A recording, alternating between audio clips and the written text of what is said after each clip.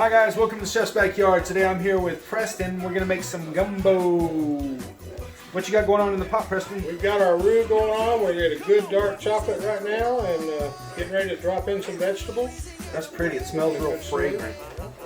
What vegetables do you want first? We're going to do the onions, bell pepper, and celery. Dump that in. All we know is hot enough when it's got that sizzle.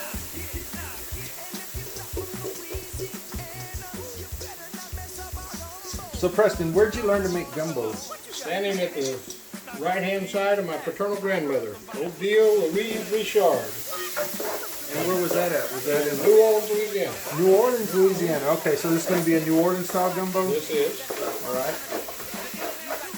And how big is this pot? 5.5 gallons. 5.5 gallon pot. Cast iron. And you're doing a batch for about 100? We're cooking this one for a little less than 100, but yes. Okay. Good food. All right. Perfect. So we've already made the roux, and that starts with flour and oil. Flour and oil. This pot is about 4 cups of each. And you just stir at what type of heat? Medium high. Yes, medium high? 6 to 8 on a regular stove or on a gas stove. Medium high. Good burner. Otherwise, you'll be there all day. It takes about 30 to 45 minutes to get the right color. So 30 to 45 minutes? As you can see, as the vegetables are in, it still gets dark because it's still cooking. And a little bit of moisture in the vegetables also makes the flour brown a little quicker. So we'll let that just sit for a sec. I'll tell you what, it smells fantastic.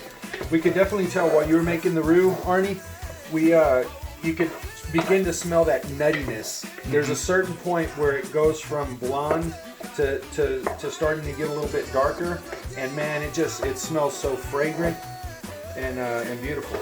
And so now that we've browned the roux, cook the flour down, right? Because if you don't do that, what's going to happen? It ends up tasting very floury. Just taste all the flour. A little coarse, yeah.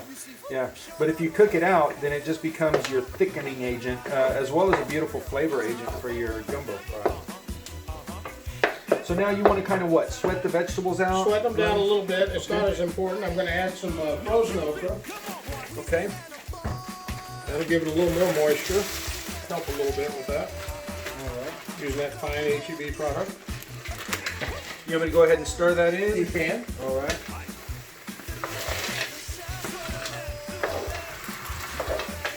Oh yeah, you can hear it. I can see a lot of moisture coming on. You can smell it.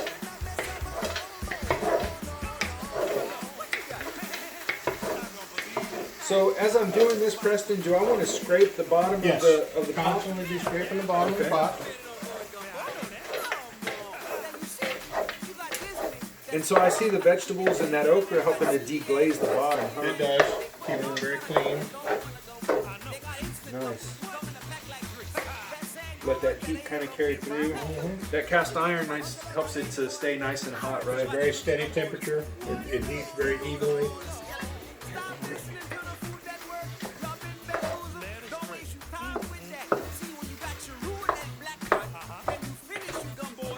So now, is there just one recipe for gumbo? Oh no, hundreds of recipes.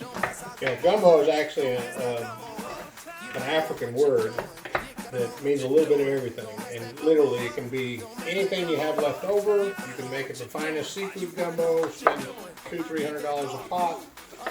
This is what we're doing today is tasso, andouille, smoked sausage, and chicken. So it's a little bit more of a Cadillac version. But gumbo was really a poor man's food. You could feed a herd on a little bit of money. The vegetables, I've seen just okra gumbo with no meat, which is also more of a New Orleans kind of deal. But, so it gets a little thicker now, as you can see. Oh, definitely. So we're getting ready to add our stock. So I made about 3 gallons of chicken stock that I made just the other day. And the importance of this is that in your roux, you always want to add a cold liquid. If you use a warm liquid or a hot liquid, it will separate.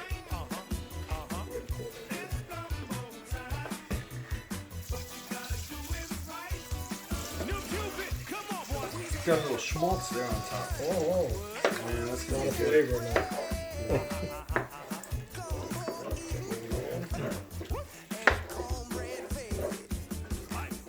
When I worked at Central Market, we used to make gumbo, and we would take our roux, and we had a really big pan. It was probably like 3 times as deep as a hotel pan. Okay. Wow. And we would start with our butter and flour, and we would throw the pan in there with just the flour and let that cook in the oven for maybe 30 minutes. Begin to brown out a little bit. And then we would start with the butter and add the butter in. And that roux would cook for anywhere from 4 to 6 hours. Okay.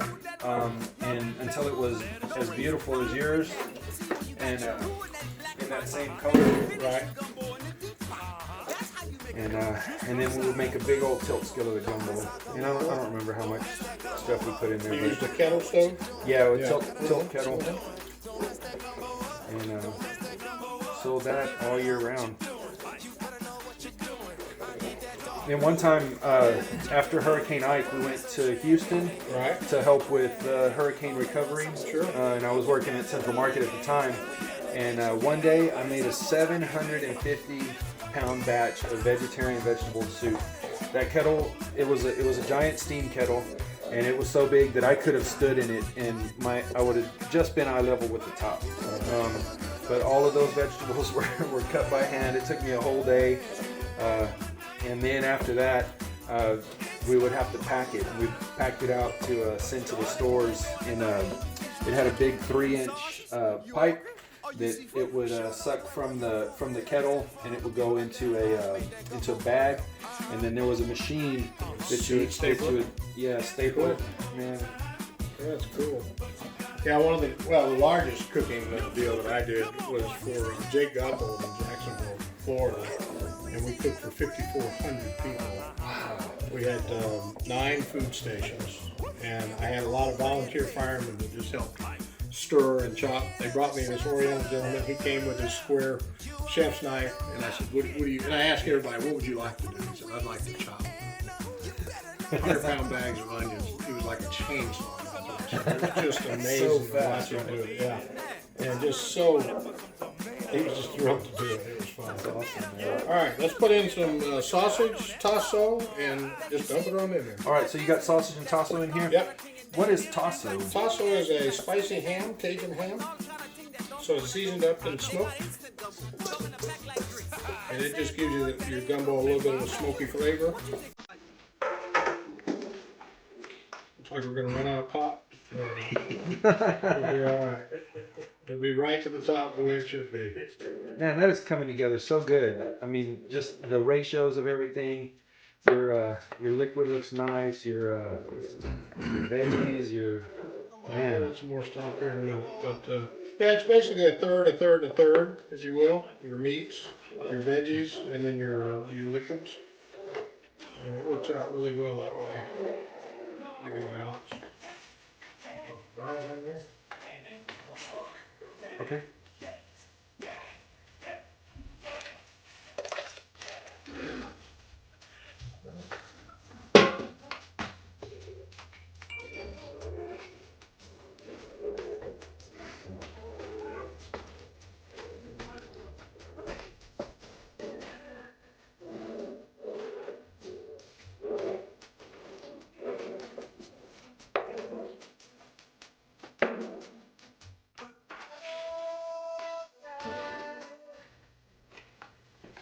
Sure does. And then put the seasoning in again.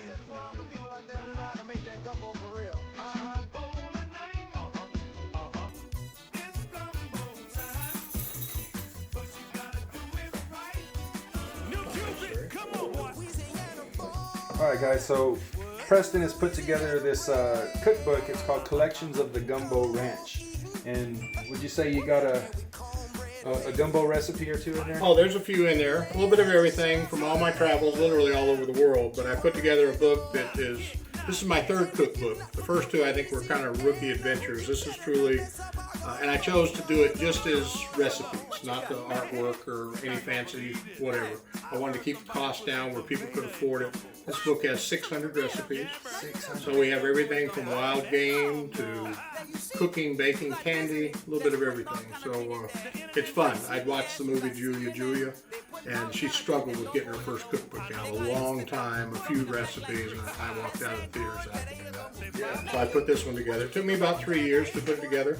I've cooked everything in here probably a half a dozen times, and I made a lot of neighbors get tired of my leftovers because I really was about cooking it. I didn't have to eat it. Yeah. So I gave a lot of leftovers to everybody around if they would like it. So it's been a fun deal to put together. I did take all the photography. It's a fun deal. These blue bonnets were at the corner of Blanco and Bitters. Yeah. And right after I took this picture, I shot a rattlesnake.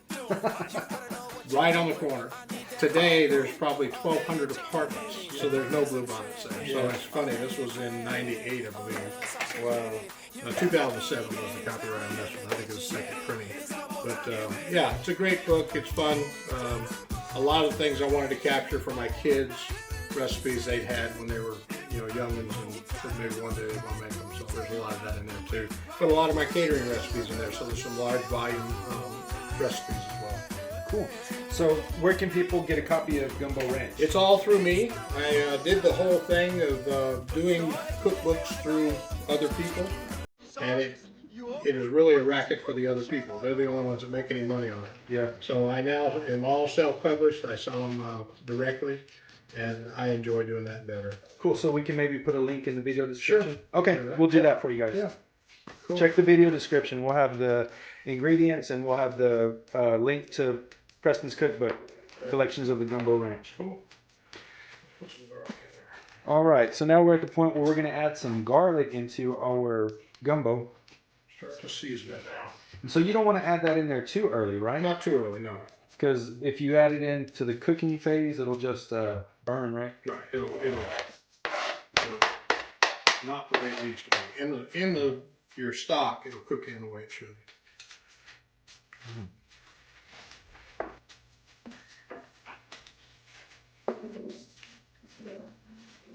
Throw in a few bay leaves.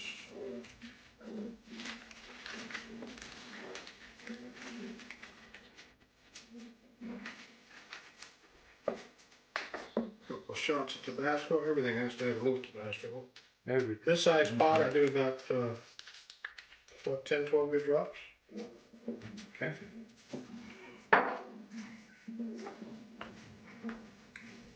It's hardly ever known and used pepper. This is the white pepper.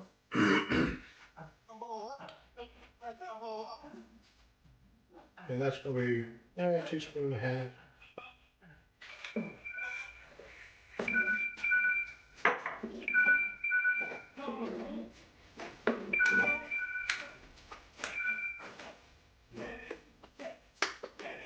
A bit of black pepper. I never use too much black pepper. It's a little hard on their digestive system, but I like to have a little bit of it in there. Yeah, I was watching some different videos and they talked about kind of the properties of different spices, and they said black pepper really started as a laxative. Yeah.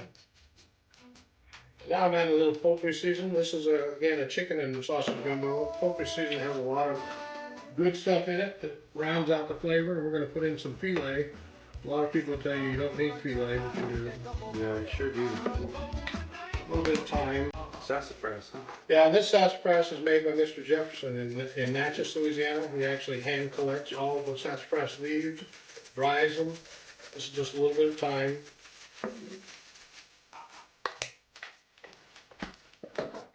And it's just a far superior than a commercial grade product. I normally like to use fresh parsley, but not in gumbo since it cooks for as long as it does. I just add in some dried parsley leaves.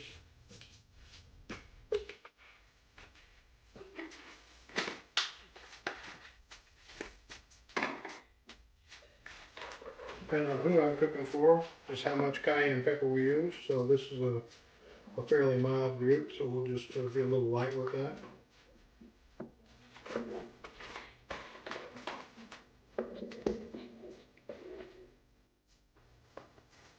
my old friend Tony Chacherie, I put it in everything. If you want it spicy, you use a lot. If you want it not so spicy, you use a little. And you can always come back and add a little more as you go.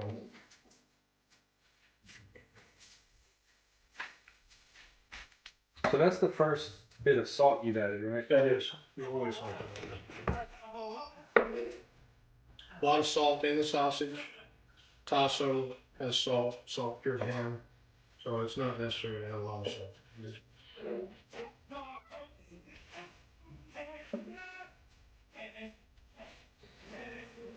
Not sticking anywhere. And then the first dose of filet. Yeah, Arnie did a good job of seasoning the pot while he was making that. He really did. That roux. Awesome. So again, this is just dried sassafras leaves. It's a very pure product. And all these sassafras trees grow wild in the Quarts National Forest just south of Natchez. Wow. So it is true. What you adding now? This is the chicken. Chicken. Chef Warnick diced it up all pretty. I usually use a 60-40 mix of dark to white meat. It just makes a overall better tasting product.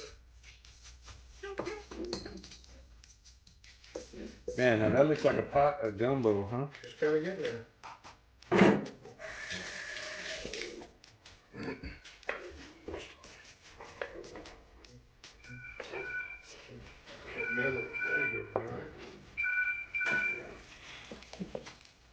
Not doing too bad for eyeballing it.